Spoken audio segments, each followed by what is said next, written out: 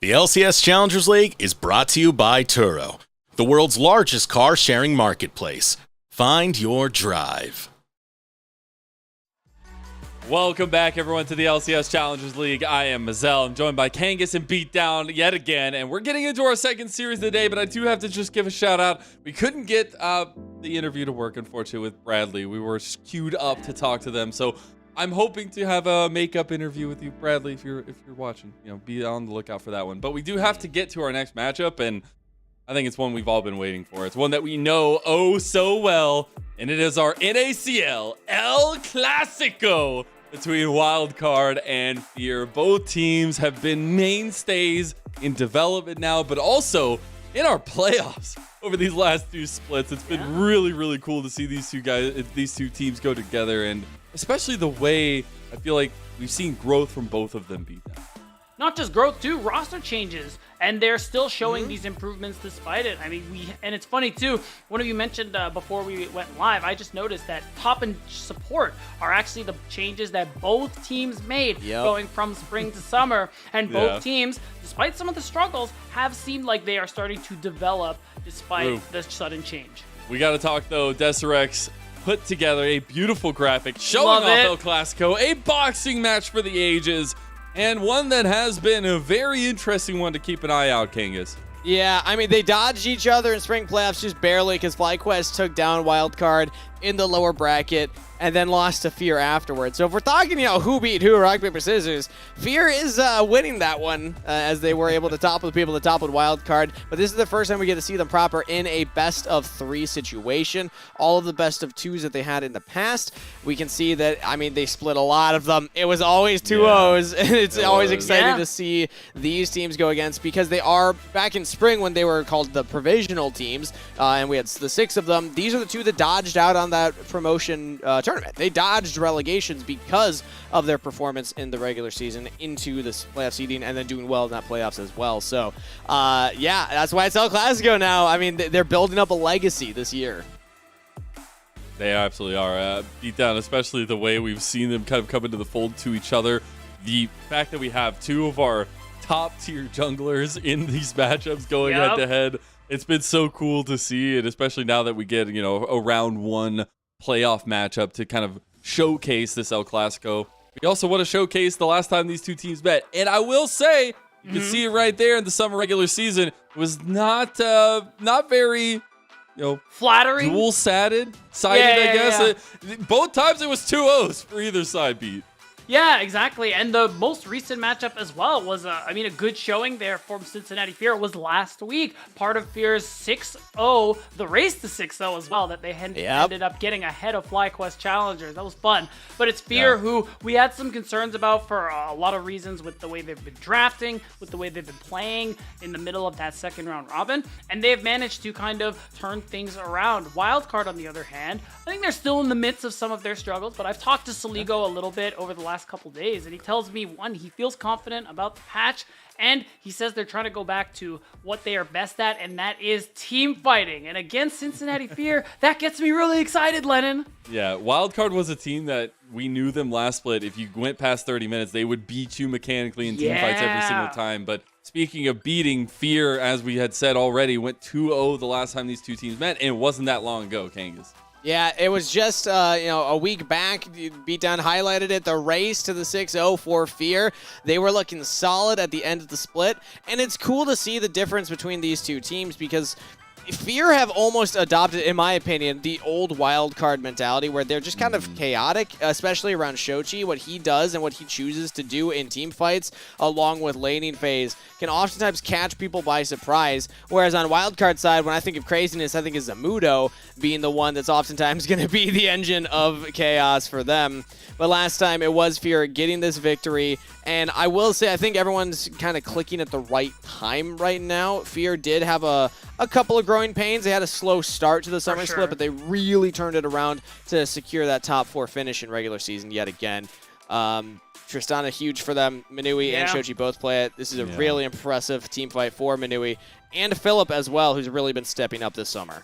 Yeah, and I want to add too, like Manui, he had some struggles this split, but it's seeming like he is back to that spring form we saw from him when we considered him one of the most improved players alongside Kim Down, like I was alluding to during the first matchup there. And the fact that Fear have managed to kind of turn things around in the back half is really exciting. Soligo tells me they will do the same on the side of Wildcard. And these are two teams who, even in spring, so good at fighting, so good at the 5v5. So I gotta imagine this is gonna be a clash to watch out for. The biggest thing is Manui's champ pool expanded a little bit. We even got to see there playing the Veigar. Like, he's that's not old. just playing these 80 old. carries anymore. He's really expanding.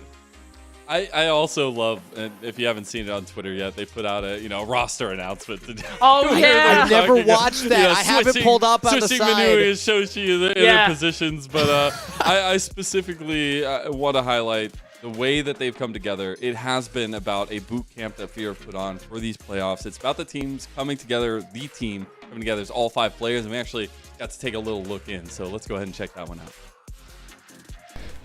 JJ, any thoughts and words about the boot camp so far?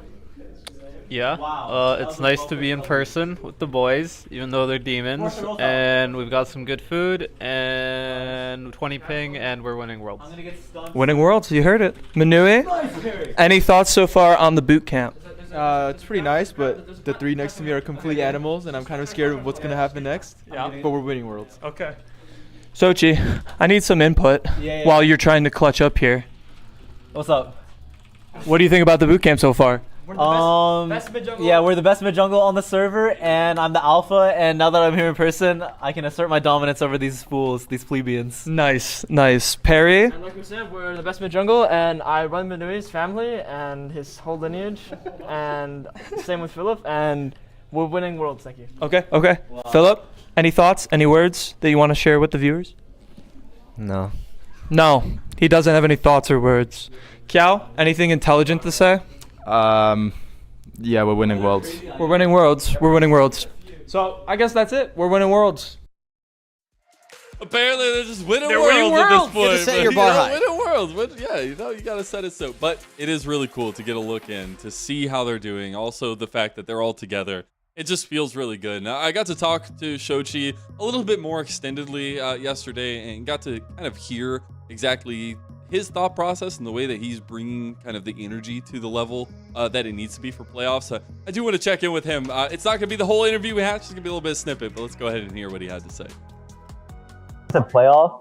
Obviously, we just played Wildcard in our final match of the regular season, and we 2-0'd them, which is a good sign, and I think good motivation, morale booster for all of us going into our first match of playoffs, which, can be like a kind of stressful time.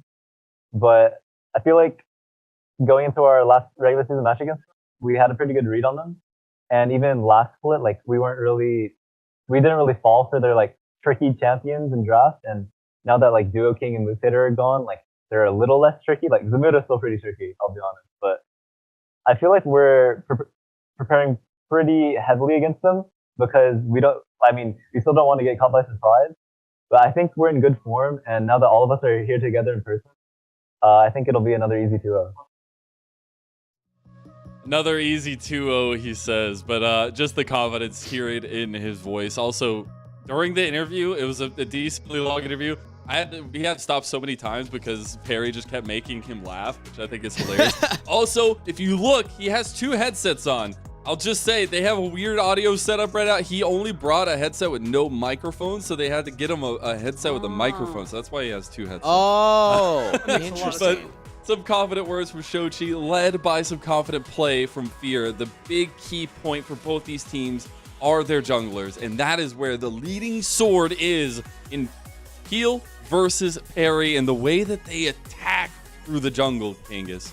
Heal has been turning heads, getting a lot of MVP nods for pretty much the majority of the split. I know we did kind of like a teaser for, hey, here's some of the names that are in our minds halfway through the split for MVP nods. The front runners, Keel was on that, and I think he's still maintained that argument throughout the rest of the summer. He is a solid jungler, high action. You see that first blood percentage, one of the higher ones in the league, also high damage percentage, and he just seems to be the guy that makes things happen for Wildcard.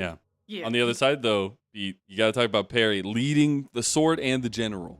Yeah, the slight differences between these players and how they impact the team is that Keel's able to do so and pick up a lot of gold plays carry style champions. That's why you see those damage numbers up. But Perry, it's more of that facilitating setup kind of role. That's why you see him down in gold at 15.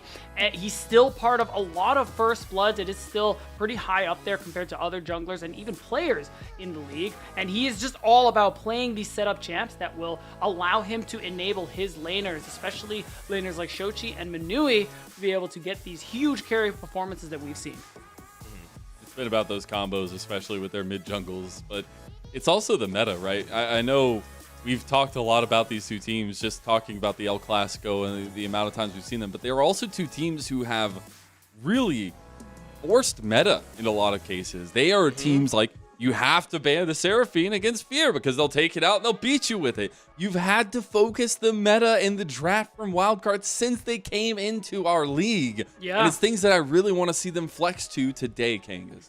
Yeah, they both have their flex picks. They both have their comfort picks. Don't be surprised, anybody who's tuning in who has not watched these teams before, if there's a lot of odd bans thrown out towards either of them, or odd picks as well, because Red Side, I actually think, rises in power when you factor teams like this that will have these niche pocket picks, these niche counter picks. And the thing I want to add too is that we talked a lot about in spring how these two teams had these genuine draft edges. They were a little different. The fact that for Fear, and it's still true in this split, that they will play the Seraphine even when everyone else ignored it. They have a lot of shared champion pools, hence the meme announcement that they put out between Shochi and Manui, allowing them to, even on blue side, get some really favorable matchups for themselves. And Wildcard on their side, they play for team fight. So Ligo's even said that part of their problem is that while focusing on other things, they've fallen behind at what they are best at, and they're hoping that they can go back to that today. He's confident they can 2-0 Wildcard, which is what he ended up saying. So, you know, both teams are feeling very confident going into this matchup, and Saligo says this patch is good for Wildcard.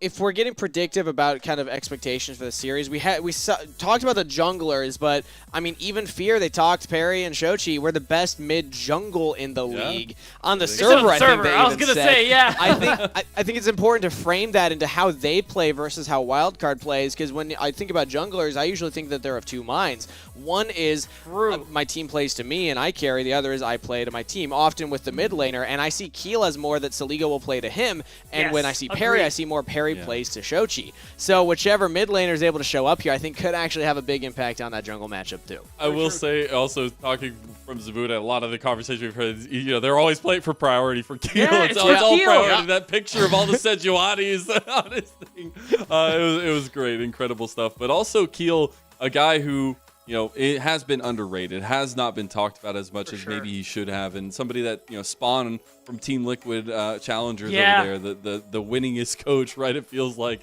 it has big words for him. So today, I think especially Perry versus Keel is going to take precedence. We're gonna have to see what they get early in draft, and I expect Kindred to be nowhere near any of this best. No of one. We'll see. No what one should have that in champion. our first game, though, guys, as draft is ready to go. So let's kick it over. Thank you, Mazel. He already did some of the homework for us, Beatdown. We have their first checkbox. Kindred's going to be gone. We do not expect to see either team pick this one up, as both of these junglers would be happy to grab that one. That is one of the junglers that I do see Perry actually carry on. Usually Perry's played more facilitated for Shochi, especially in the more recent weeks. But when he has the opportunity, he will go for that. But there's that Seraphine ban as well, so we're checking all the boxes now.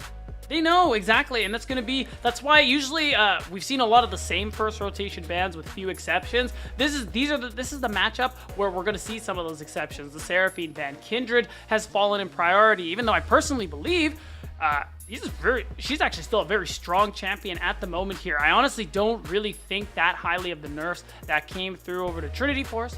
Is still another option maybe in future games. And at this point, what are these teams going to be showing us there? You talked about an interesting point, Kangas. Saligo plays more for Keel. I mean, this team in general in Wildcard plays more for Keel, and I'm wondering if we're going to see that style come out today. Something I've really liked is the Sejuani flex, because I actually think Sejuani mid is the juice. Because when you're playing into mages, you take Ignite TP, it's actually very oppressive to lane against. Interesting. Well, we'll see. I mean, Shochi, what is the likelihood that he plays a mage, though? He has been playing a lot more. Oh, there you go. As I say that, they're hovering the Azir. That'd be very funny if I just instantly disagreed.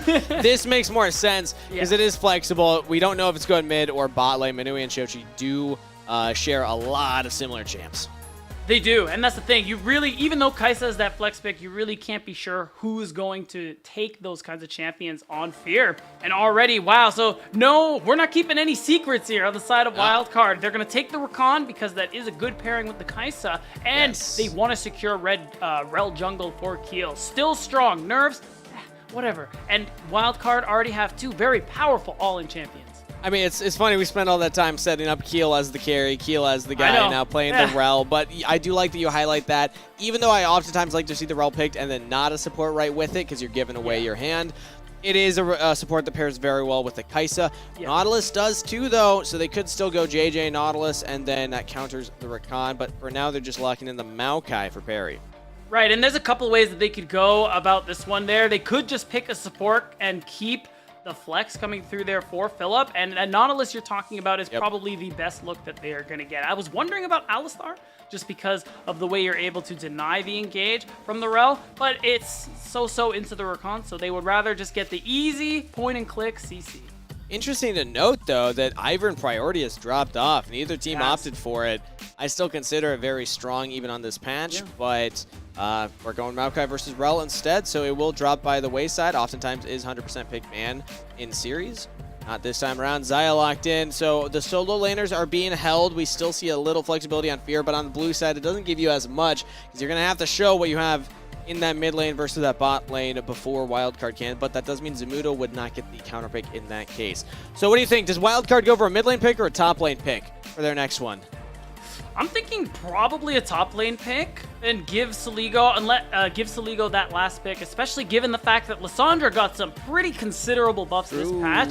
That's something we could see come through at that last moment. They already have so much engage, so if you see a favorable matchup and an opportunity to pick it, I think that is a pretty good thing to set up. And the Aatrox ban, I mean, Wildcard seems to think of that champion quite highly, so they could be setting up for a potential tank matchup. Maybe Zamudo wants to blind the Jax, the Gangplank, which I see now is banned away, things like that. The Aatrox changes were juicy. This is now 100% presence on patch 13.14. That's true. Today. It was played in the first two games. Now it's banned in game 3 of the day.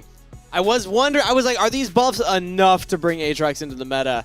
And it would appear that the teams and the players do agree. I mean, I think the champ's strong already.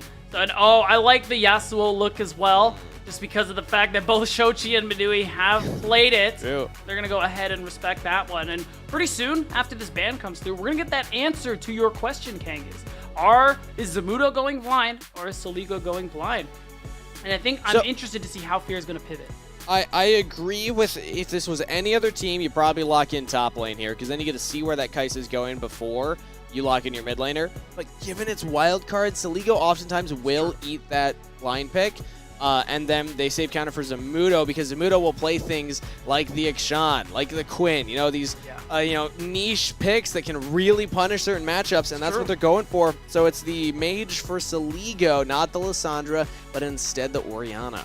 It pairs really nicely with the Rel. You're able to throw the ball on top of them and go for that shockwave on top of everything else Wildcard have. So there's a lot of engage that they're working with here on the side of Wildcard, and I'm picturing maybe we see a damage threat come through for Zamudo on the top side. But Philip, he wants the Renekton, he wants that lane advantage, and the verdict is in. Where is Kaisa going?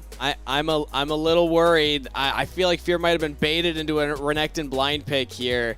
Zamudo can play a lot of different champions. Especially ranged champions that maybe the Renekton will struggle with. And Jace being hovered now would mean that it would be Manui on that Kaisa. It is locked in. So Jace into the Orianna and Kaisa into the Xayah and Rakan.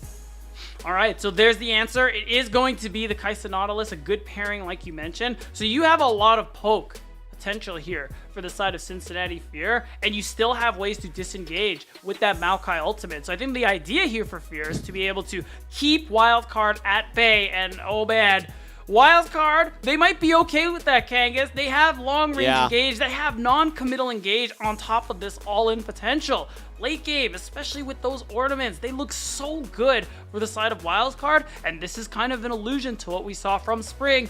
Lane matchups, whatever, man. That's not important. How do we 5v5 late game? That's what matters here, and goddamn, does this comp fight. I'm chuckling to myself because I set up all of the potential for Zamudo to have a wacky pick, and it's probably like one of the most basic ones you can R5 go Orn. for in the Orn, but I'm happy that you highlighted a lot of that. This feels almost like a comp straight out, minus the Rel Jungle, which wasn't released, but I mean, you could replace that with like a Sejuani or something else.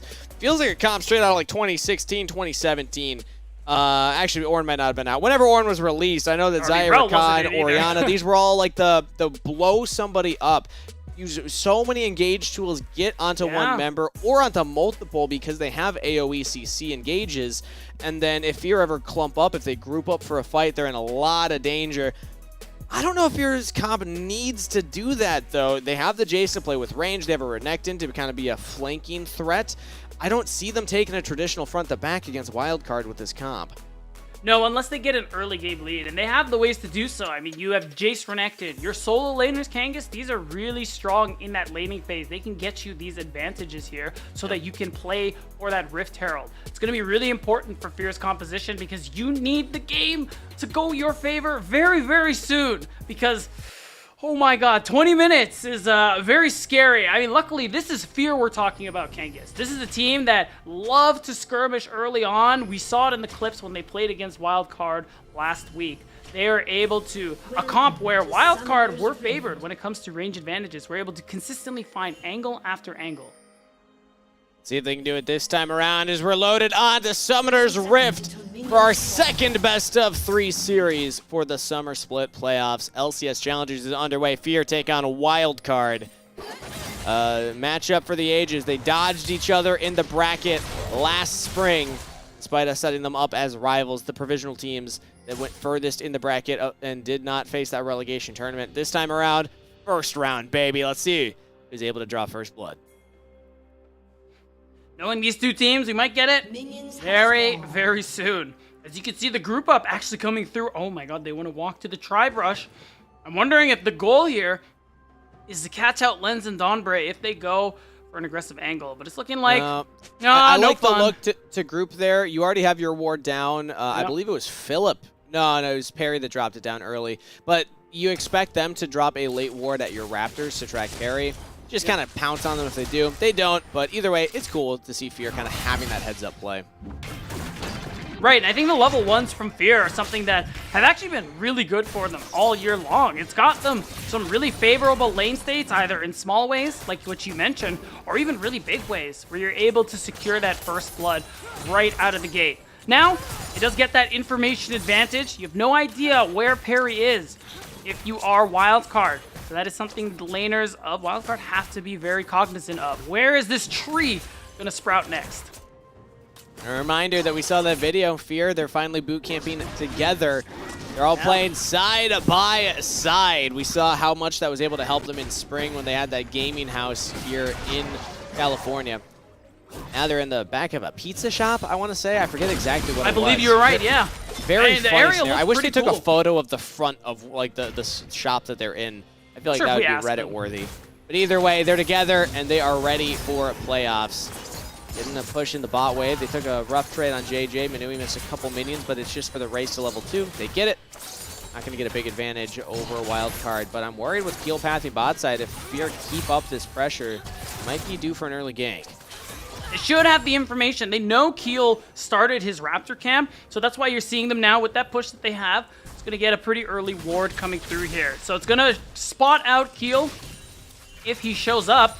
And that's kind of the only thing we were really worried about there with that pathing you mentioned there, Kangas. So as long as they avoid that potential gank, we're just going to see that exchange of scuttle crabs from both of these junglers here. No early skirmishing yet, even though between these two teams, it's something we're really excited to see.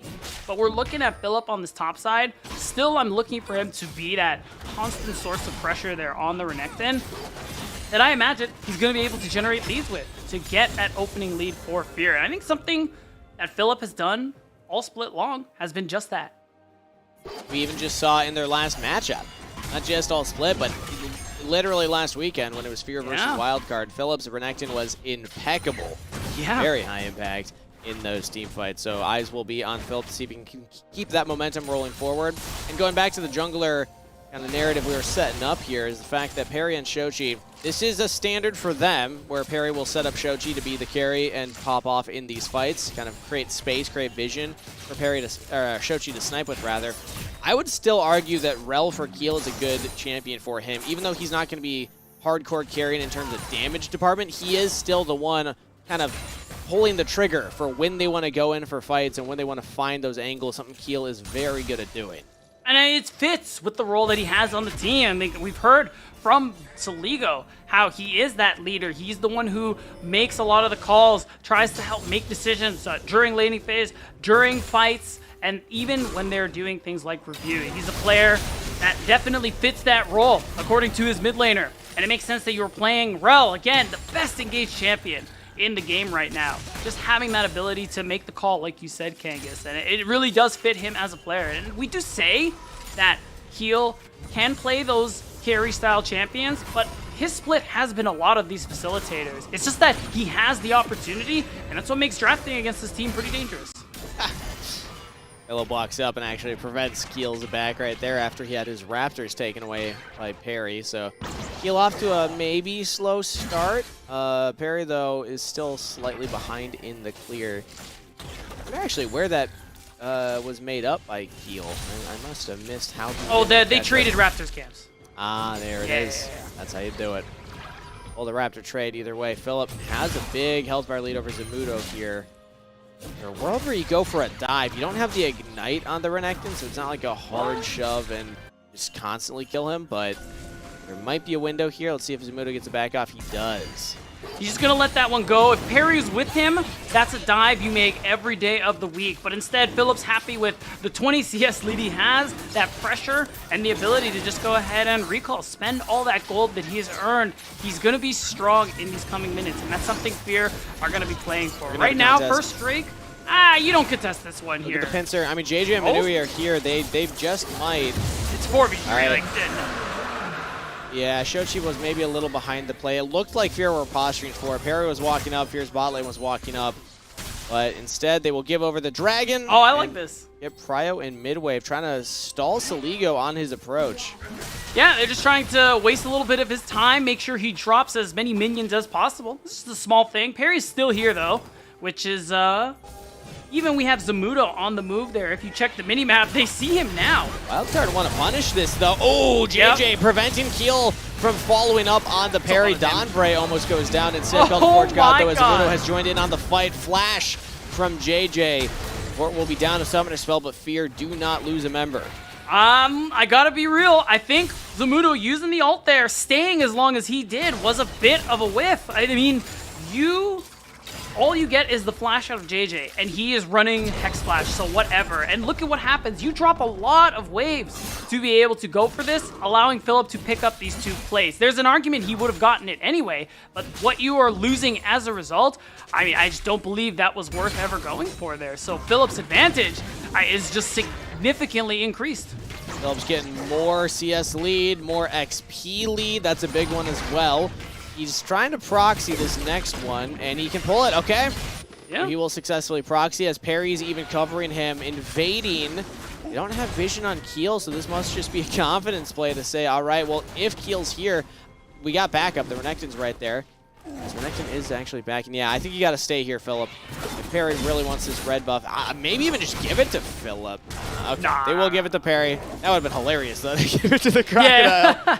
It would have made laning even that much more difficult. Phillip won't be able to get the back timer that a proxy like that would have awarded him. But just that cover for Perry is still important. And he's still going to be really strong in this laning phase. Even more so when he backs and picks up that gold. And now that kind of pressure means, look at the minimap. Top side, Perry's just going to go ahead and get the Rift Herald. Not as much skirmishing as we're used to seeing from a team like Wildcard. But this is what we want to see from them. Getting that Herald so they can get a lead. Oh, is Keel just going to brute force this? No. Yeah, they're trying to get onto Manui. They can't quite land it. He stuns up JJ and then jumps away. Yeah, that's the confidence of Keel. That's the type of jungler that he is. He's going to take the Krugs next, but they're losing the Herald for this play. They are. I mean, this is the natural response. The question is, does Keel actually get punished here? They're looking for him, but I mean, this is a little dangerous. Maybe, you know. Got some of them. I mean, the mini ones. Oh, I like this though. They're zoning, basically. They're just denying. I mean, Manui loses out on some gold. He's gonna lose out on the cannon. And it's just getting something back for the fact that you lost Herald. You were never gonna be able to fight that anyway, so this is just the response that Wildcard go for. They steal a camp. They deny gold from Manui, who had a lead up until a moment ago. So it's a good answer. Bill jumps in, trades against Zamudo. Is this an all-out? Thomas was not popped, so no. Will not look for a all-in kill onto the Ornn. Yeah, the bot lane, if we could actually take a look at the gold here, if observers could highlight that. Oh, wait, flash from Philip. Oh! Trying to get on top of Zamudo. That's a flash away from the Ornn and does not land it. Now called the Forge God. Zamudo might be able to turn this one. First blood solo to the call of the Forge God. Ornn holds. Oh, man. Philip, he bites off a little more than he could chew. He's definitely kicking himself for that one there. But nice response from Zamudo to be able to secure that kill. And that's gold into Wildcard's pocket. They have a small lead that they've gotten for themselves here. Jesus, Soligo. Yeah, I mean, he didn't die, so it's worth it. So even though Philip's at the top of the charts, Soligo is ahead, now Zamudo is ahead of most people on the side of Fear, it's going to be more pressure on Fear to get value off the Rift Herald. It's sitting in Perry's inventory. It's a lot of options for where he's going to be wanting to drop that one off. I'm thinking mid or bot is going to be his best bet, just because you want to get some gold into Shochi's pocket, Manui's pocket, players who have been really stepping up for Fear as of late. Happy to see the gold highlighted because, yes, Philip is ahead, but he's kind of the only one ahead right now. And after going down, they're giving that first blood to Zamudo. Now the Ornn's kind of back in the game to an extent. Although Lens, even with the pressure that Keel is providing the bot lane, has not gotten too much of a lead for himself. In fact, Manui's actually retaken that just with the CS lead, and now one plate taken, despite the two that Lens had. Dragon's going to be up in 15 seconds. Let's see if the teams want to contest each other for it this time around. Fear had the idea to do it before, but they weren't quite ready. I think this time they're doing the prep work ahead of time, trying to make sure that they can control where Wildcard can approach. This one is interesting. Oh! Flash engage from JJ. Yeah, they just won it. Soligo's going down, flashes away. Not enough to get to safety. Shochi will claim that kill. Really nice Hex Flash from JJ. That recognition that Soligo's on his own and Keel and Dombre are in the river is the perfect setup for that kill to go through and to get yourself pressure. Shochi does need to move up now. They want that numbers advantage to ward away Wildcard. But instead, Wildcard potentially looking like they are just going to back off. I say that. Yeah, they're backing off. Yeah, Wildcard do not have enough members without Orianna. Doesn't even have the ultimate anymore, so got to back off of that one. Fear will claim the second dragon of the game. Is this another all-in from Philip? We know what happened last time, but we take the turret shots this time around. Doesn't get the final Q. That could have been huge. Cooldown reduction just not there yet for Renekton. No, but I will say, Philip coming back to lane with the Gore Drinker just shows how much gold he was sitting on when he went for that all-in there, which is a bit of a feels bad. Fear are able to get back gold in other ways here. And now Zamudo. He does not realize that there's a crocodile in that push. I think he assumes that Philip reset, and now Perry's here. Oh, they got him. That is a kill. Oh, Perry takes it. A little rough, but still, Fear feeling good about that one. Yeah, you got it. Philip still will get the opportunity, push a wave in, maybe even go for a plate. He still has teleport to work with. So it's Fear now answering back on the map, picking up more gold for themselves. And you can see it. They've gotten a gold lead of about 1,000 in their favor. You're seeing some of these one-item spikes start to come online, excuse me. And Fear are the ones who need to keep up the pressure. They need to keep looking for these fights, Kangas. So far, it's been working out for them on the top side. As Philip has gotten a bigger lead now, shoving in another wave. About 25 CS. That's 4 waves of advantage over Zamudo. And if you're able to put the Ornn behind like this, you are delaying those ornaments from coming online. I mean, you don't feel as much because they're still level 10 to level 10, but he is down slightly in XP currently. So if Philip can continue to deny him that, get a couple more kills. They're also delaying the scaling advantage of Wildcard in this draft here. Their ability to upgrade their items even further than they otherwise would. Let's see if Philip can continue his push. I want to see Fear actually play the top side right now. Shochi might be able to shove waves, go up there. It's weird to play into an Ornn, but in situations like this, I mean, I'm not against it. No, and you can see it too. Wildcard, they put so much focus bot side. You see the vision that's been set up there. So much commitment from basically level 3 onwards to making sure that they have an idea of when parry's on that side, trying to play more towards Lens, play towards more dragons, like they did in spring. And they did end up losing a Drake because of a nice mid play from Fear, but I don't think that's going to change in terms of pressure and priority there for Wildcard. They're likely still going to focus on that bottom side. Make it so Fear can't play for that Drake soul and they can get it themselves. Yeah, dominance again from Philip. Every time he gets an opportunity to trade, he is making Zamudo work for every single wave. Zamudo has had no chill in this top lane, when typically for top laners, I think the last couple of patches have lulled them into a sense of, oh, our lane is just always going to be weak side, not a lot of action. Philip says, nah, I'm bringing the action myself, buddy. Yep. And he will claim a turret on his own. That's first brick, got almost every plate by himself, as he said, Kangas. So that kind of pressure means second Rift Herald should go your way. Keel, though, he's got something to say about it. Wildcard are here. They've gotten the lane swap, coming through as well. It's Zamudo on the bottom side of the map, and Lens and Dawnbray have made an appearance. Let's see if they want to contest for this. Right now, Wildcard are controlling it. Philip has teleport. There's no wards for him to teleport to flank right now. He can maybe go for the top wave.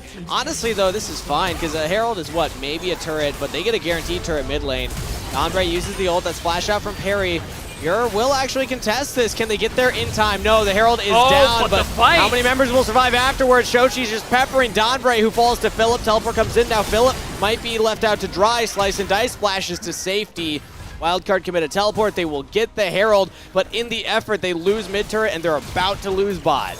Yeah, they pushed really hard for this one, Kangas, but I like that Fear went for this, even though it cost them flashes. They picked up a kill. They managed to pick up 2, actually, I believe. And Minui got to stay alone on this bottom side. Like you called, Zamudo teleported away, making it really easy for this Kaisa to pick up a lot of gold in terms of waves and turrets. So now, Fear have this gold lead that has shot up to almost 4,000 here. This is what we see a lot from Cincinnati Fear. They go for a lot of these engages and these fights, and they try to play the margins. They were technically down members, but they are still really happy with how this turned out. Feeling ecstatic here. And honestly, I could still feel the game going either way. I don't think Wildcard's out of this by any stretch with this Herald, especially if they get a good use out of it and can just scale up. They have such a wombo combo team comp that when you, even if you're down 3,500 gold, if you just hit everybody with your abilities, I know it's way easier said than done, but like, look at it, Orin ult, Orianna ult, Rel ult, Rakan on top, like, it is possible for them to pull off these crazy fights and get right back in. It's true, these fights just need to be on their terms, and I'm going to hold that thought because they have a fight to make. I mean, is this their terms? Nope, Keel's not feeling it. But they do get dominant spot from Philip, so I guess a decent cooldown used. Yeah. And when I say fight on their terms, actually the game 1 from their series last week, where we got a lot of our clips in the pregame from, is a perfect example of a comp where Wildcard were pretty favored. They had the range advantages, but Fear always had the setup. Fear always had the position to gap close and pick somebody off. And that's something Wildcard have to be very wary of going into this series as well, because they have the ability, especially when they are set up, Kangas. But if they are caught unawares, if Fear are the ones making the move on them, there is that opportunity for them to get a quick kill, walk away, and they come out on top. You see the next Dragon go down here, catching up on what has happened currently in the game. They are now leading the Dragon race with that gold lead for themselves, and Wildcard have yet to find that moment to go in, yet to find that big combo, but as the game goes on, I'm even thinking back to what you were mentioning last series, patience. If you're Wildcard, wait for the moment that works to strike, and then be willing to pull the trigger when you find that moment. For Fear, I think it's the complete opposite, is just, you know, do not give them any quarter. Keep pushing this. Use this Maokai to control the vision, control the access points. Always keep track of where Ornn and the Rel are approaching you from. And now they're linking up their carries together. Minui and Shochi groups to take a turret. Now Call the Forge God used, and JJ interrupts the second charge. Oh, it's beautifully done by the support. Now depth charge forward. They're looking to engage back onto Keel. He's taken down. No, he's still alive. He's not. Shochi and Minui.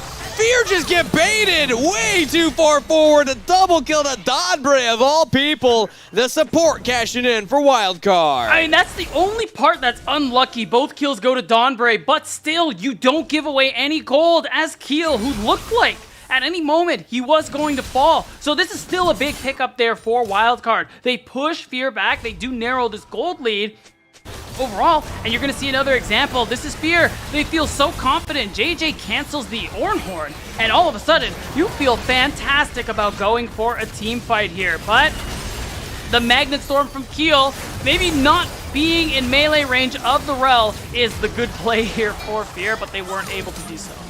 Yeah, compositionally, we haven't fully broken down the damage and where it's coming from Fear against the big tanks like Keel and Zamudo. Mostly that's going to be up to Manui, who went to Static Ship and is going AP, more poke heavy. Jace, Lethality, poke heavy. And then Renekton as well. You know what, mate? I'm starting to get a little worried after that play. I mean, they didn't lose too much of their gold lead, but if they don't maintain this gold lead, it will be really hard to kill these tanks, and Keel will only get tankier as the game goes on. So hopefully they're able to find better engages than that. Black Cleaver from Philip will definitely help, though.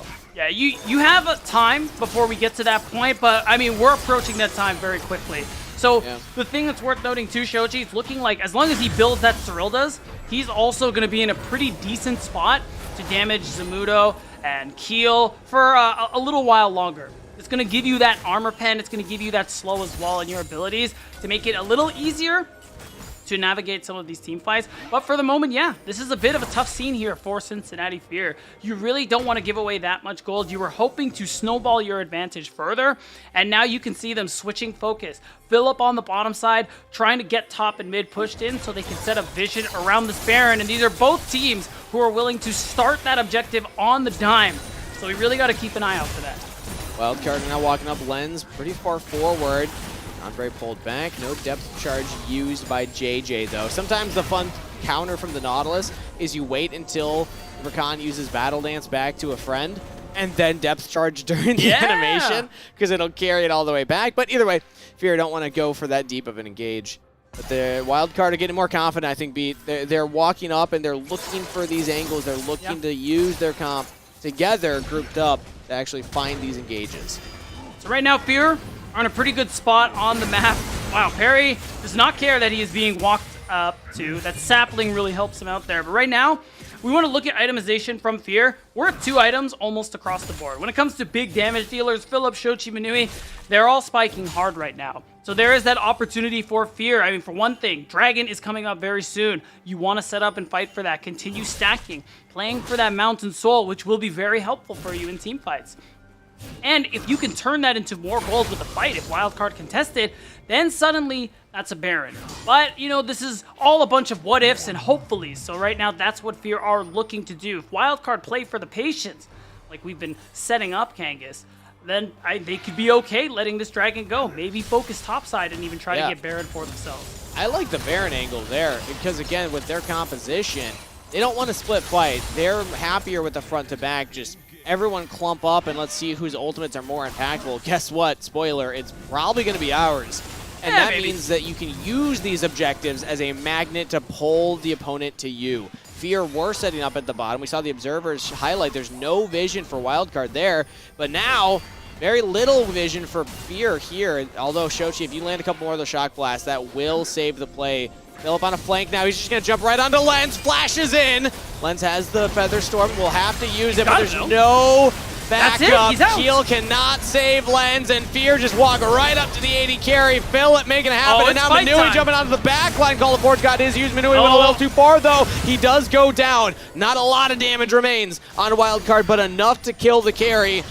Fear will have to regroup, figure out how they want to approach the next play. Oh, Manui going a little too deep. That was such a good angle. The Ornhorn canceled again by JJ. He's being a real thorn in the side of Zamudo here. That's one of the biggest ults Wildcard have.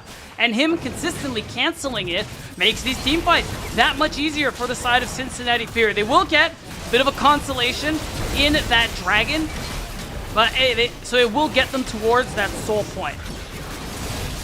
Such a massive engage, though, from Philip. Lens was split from the team after getting chunked down. I'm not sure if we'll get a look at that replay or not because it looks like Wildcard on the Baron Baron. time. So we're starting out the objective teleport deep for Shochi.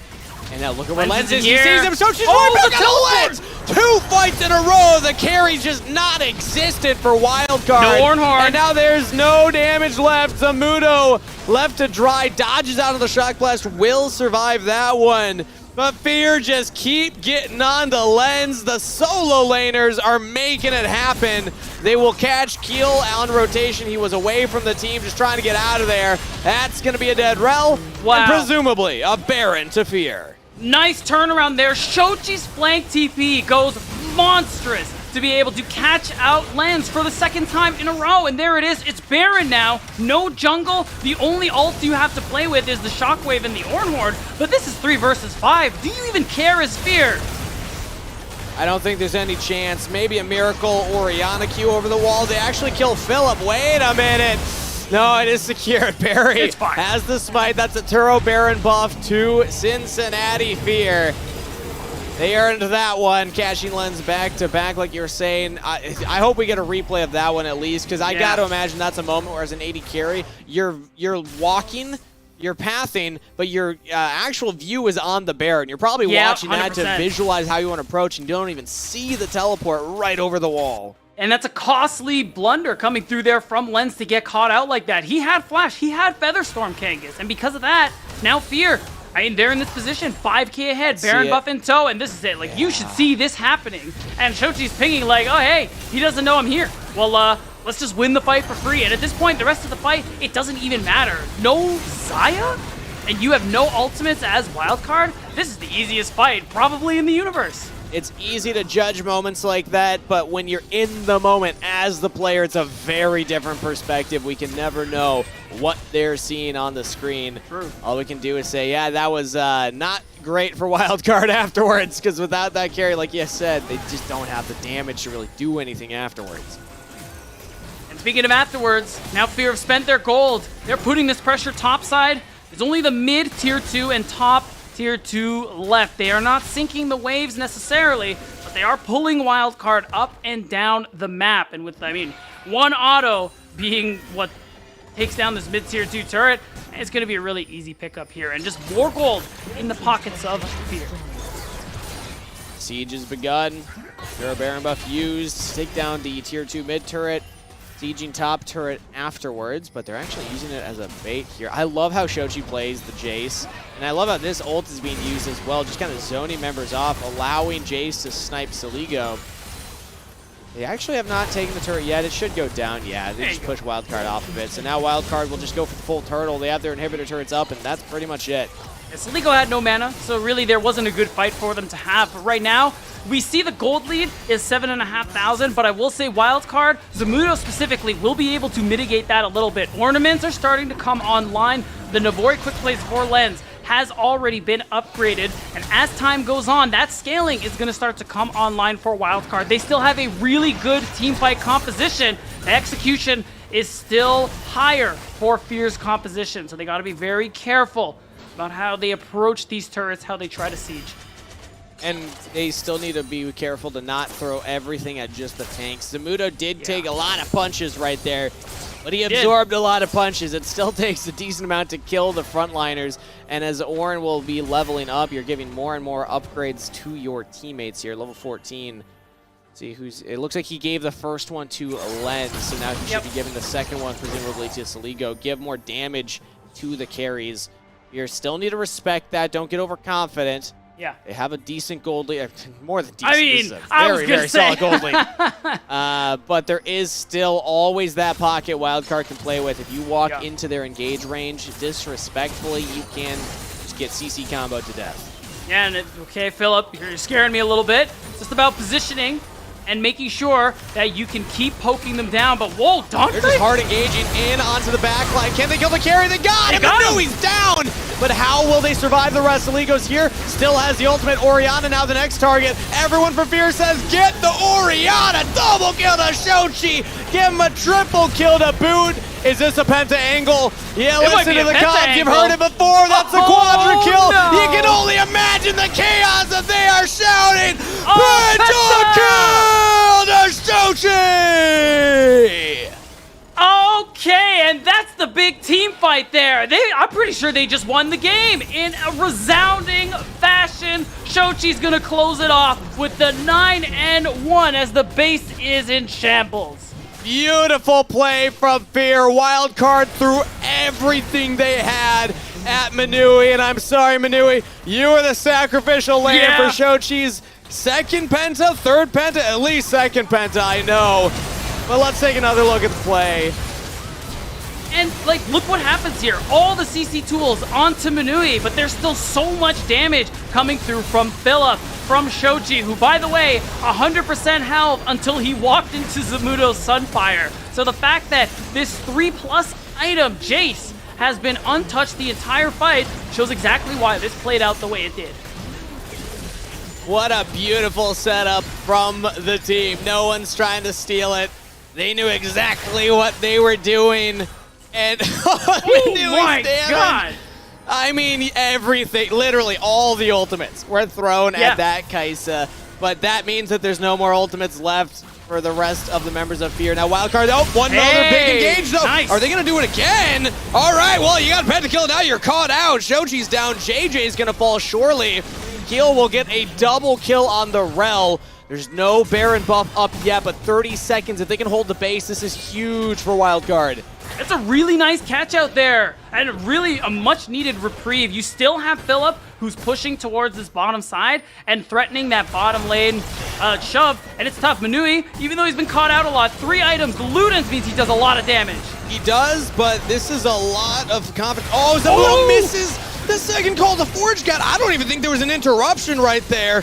Maybe just a misinput, but they do get the tank. Manui's got a flash to get the safety. Will claim Zamudo with him. Keel's flipping him back, and with lens damage, they will kill the carry. Look at Philip. He's trying to end the game. It's only Donbray back to stop him. They're sending Saligo back now. Has to back rather than teleport because you need to heal up. Otherwise, Philip will just kill them. Teleport coming in from Shochi. Firo just looking to end the game in one of the most chaotic 3 minutes that we've seen so far in playoffs.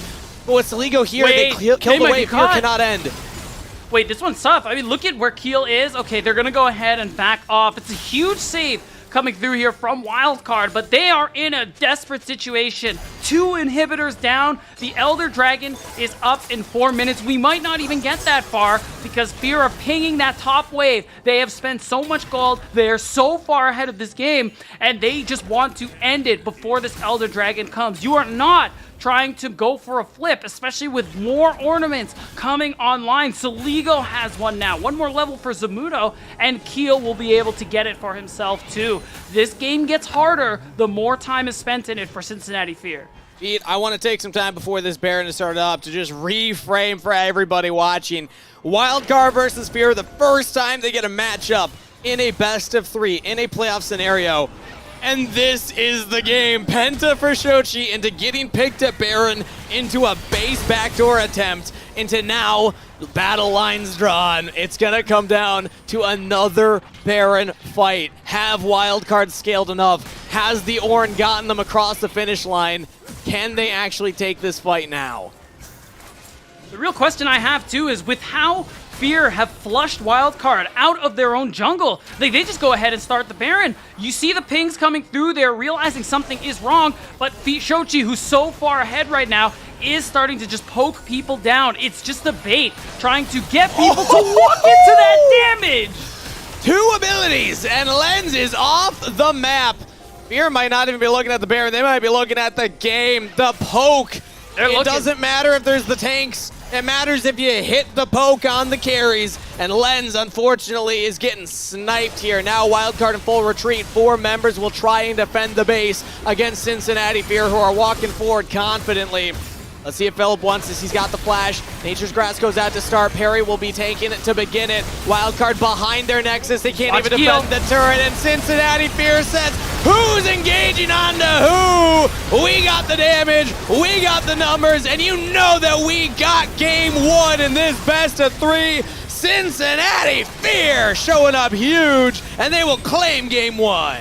Shochi and Fear, they're all living up to that confidence we saw from the interview because, wow, They were the ones who had full control of that game. We saw some moments where Wildcard were bringing it back, but it's just that team play, that working together that we have constantly praised Fear for, especially in these last 2 weeks of gameplay. I mean, a special shout out to JJ. One of the most impactful ults in that game was the Ornhorn. He canceled it over and over.